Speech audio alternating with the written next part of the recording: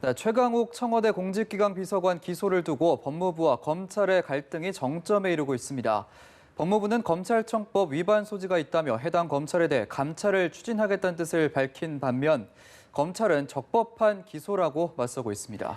법무부와 검찰이 왜 같은 사안을 두고 이처럼 위법과 적법으로 정면 충돌한 것인지, 또 정점에 이른 법무부와 검찰의 갈등은 앞으로 어떻게 전개될 것인지 김성수 변호사와 함께 자세히 짚어보겠습니다. 어서 오세요. 어서 오십시오. 안녕하세요. 네. 지금 최강욱 청와대 비서관이 기소가 되면서 법무부 그리고 검찰 간의 갈등의 골이 굉장히 깊어졌는데 일단 기소 과정부터 좀 짚어보면 지검장의 승인 없이 검찰총장의 직접 지시로 기소가 됐다고 하는데 이게 지금 정확히 어떤 과정으로 이루어졌는지부터 한번 짚어보죠. 예, 이게 지금 23일 오전, 그러니까 어제인 23일 오전 9시 30분에 최강욱 비서관이 기소가 됩니다. 불구속 상태로 기소가 되게 됐는데 이것이 논란이 되는 이유가 그 부장검사 그리고 차장검사가 통상적으로 이런 주요 사건 같은 경우에는 지검장에게 보고를 하고 통상적으로 승인을 받고 기소를 하게 되는데 이번 사건 같은 경우에는 이성윤 서울중앙지검장이 이 승인에 관해서 우선은 조금 더 지켜보자.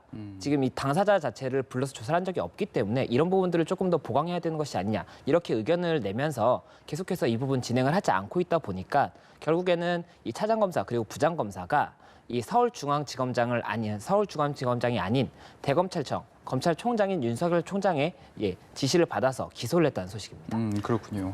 지금 말씀하신 것처럼 이번에 담당 지검장의 승인을 건너뛰고 기소가 이루어졌습니다. 그렇다면 실제 일반적인 기소 과정은 어떻게 이루어지나요? 예, 그러니까 일반 사건 같은 경우에는 통상적으로 부장검사 또는 차장검사 전결이 이루어져서 이제 기소가 이루어지게 되는데 이런 주요 사건 같은 경우에는 부장검사 또는 차장검사 위에 이제 상부까지도 보고가 되고 이런 결정 방향에 대해서도 어느 정도는 검토가 이루어지는 것으로 알려져 있습니다.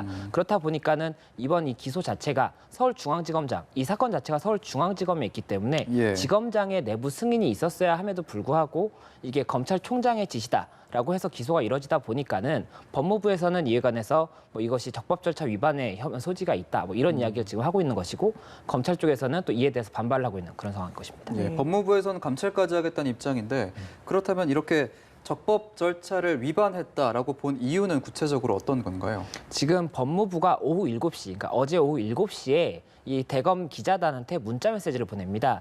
그러면서 이 문자 메시지를 이야기를 하는 것이 적법 절차를 위반한 날치기 기소고 이 날치기 기소는 이 검찰청법 그리고 이 전결 위임 규정에 관해서 위반의 혐의가 있기 때문에 이에 관해서 감찰을 검토할 것이다. 이렇게 지금 이야기를 한 것으로 알려져 있습니다. 그런데 기소 지시 과정을 보면 이 지시를 내린 게 윤석열 검찰총장입니다. 이게 제대로 감찰에 공식 착수된다면 윤석열 검찰총장도 조사 대상이 되는 건가요?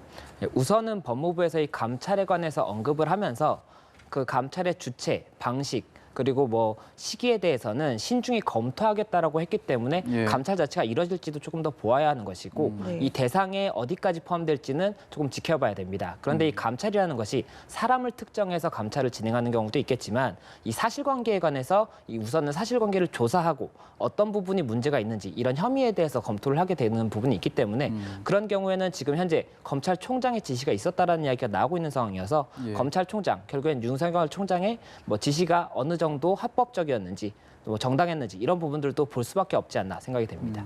지금 해석이 정반대로 갈리고 있는데 법무부는 이제 적법 절차를 위반했다고 주장을 하고 있고 검찰은 적법한 기소였다는 입장인데 지금 이렇게 정반대 해석을 하고 있는 각각의 입장을 좀 들어서 좀 얘기를 해주시죠. 이게 지금 위임 전결 규정을 위반했다라는 이야기도 나오지만 이보다 더 중요하다고 보이는 것은 검찰청법 위반인지가 이제 문제가 될 수가 있습니다.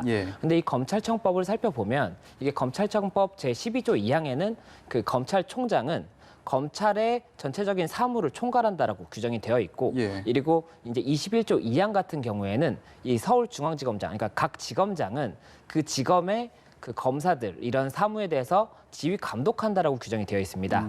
이제 그렇다 보니까는 이제 법무부에서는 서울중앙지검장이 이 부분에 관해서 지휘 감독을 할 수가 있는 부분이고 이제 전결 규정이 있기 때문에 결국에는 승인을 받았어야 됨에도 불구하고 이것을 받지 않는 것이 결국 절차 위반이라고 주장을 하고 있는 것이고 이 대검찰청에서는 이 법무부의 대검찰청 검찰총장은 검찰의 사무 전체에 대해서 지휘 감독을 할 수 있는 권한이 있기 때문에 검찰총장의 지시로 이 기소가 이루어졌다면 그것은 불법한 부분이 아니다. 지금 이렇게 주장을 하고 있기 때문에 결국 법리적인 해석에 다툼이 생길 수밖에 없지 않나 생각이 듭니다. 만약에 윤석열 검찰총장이 감찰 대상에 포함된다면 윤 총장이 징계를 받을 가능성도 있다고 보면 좋을까요?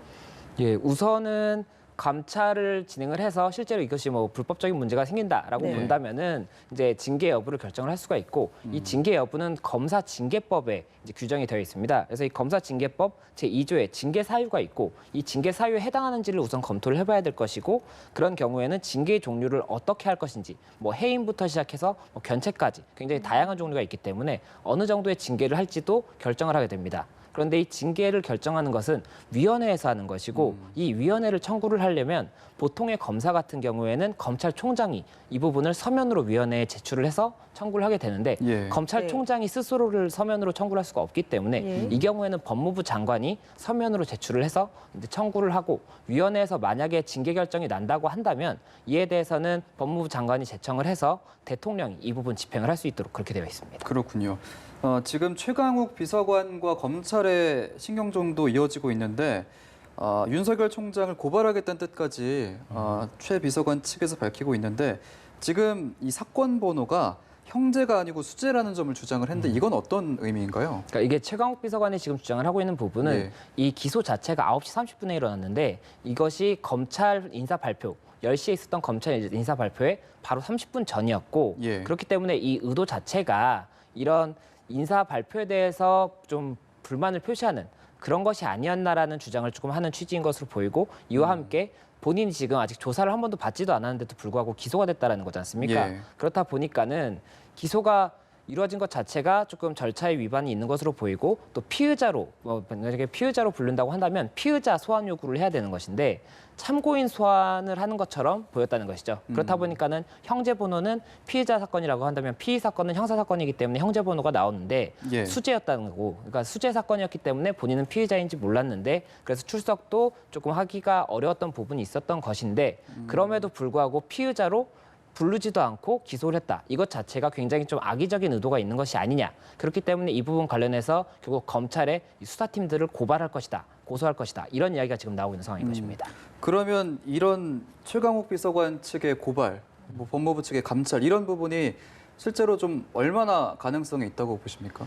우선은 법무부에서도 감찰을 실시를 할 것이기 때문에 뭐 예. 위임 전결 규정 같은 경우에는 아마 위반했을 여지가 조금 사실관계를 조금 더 들여다봐야겠지만 예. 있을 것으로 보이는 부분이 조금 추측이 되는 부분이고 예. 검찰청법 같은 경우에는 말씀드린 것처럼 이 규정 자체가 굉장히 좀 다양하고 그렇다고 또 이 그 검찰총장이라든지 지검장이 지휘 감독을 할 수 있다 한다라고는 되어 있지만 그것을 이 밑에 있는 부장검사라든지 차장검사들이 반드시 받아야 된다라는 규정도 아니라고 볼 수가 있기 때문에 이런 부분들의 여러 가지 조금 해석이 분분할 것으로 보이고 다만 이 감찰이 이루어지고 비위 사실이 발견이 된다고 한다면은 징계의 정도도 어느 정도가 될지도 조금 논란이 될 것으로 보입니다. 예. 그리고 또 이 고소 고발이 있다고 한다면 예. 결국에는 뭐 직권남용 권리행사 방해라든지 뭐 이런 죄로 갈 가능성이 높은데 이 부분 관련해서도 결국에 고발이 있으면은 수사기관에 수사를 해보고 그 부분 위반이 있다면 처벌이 될 것이지만 없다고 한다면 처벌이 되지 않을 수가 있기 때문에 이 부분도 조금 더 사실관계가 들여다봐야 되는 것이 아닌가 이렇게 생각이 됩니다. 네, 지금 말씀해 주신 것처럼 이제 고발이 이루어지면 수사를 해야 되는데 그러면 검찰이 검찰총장을 수사하게 되는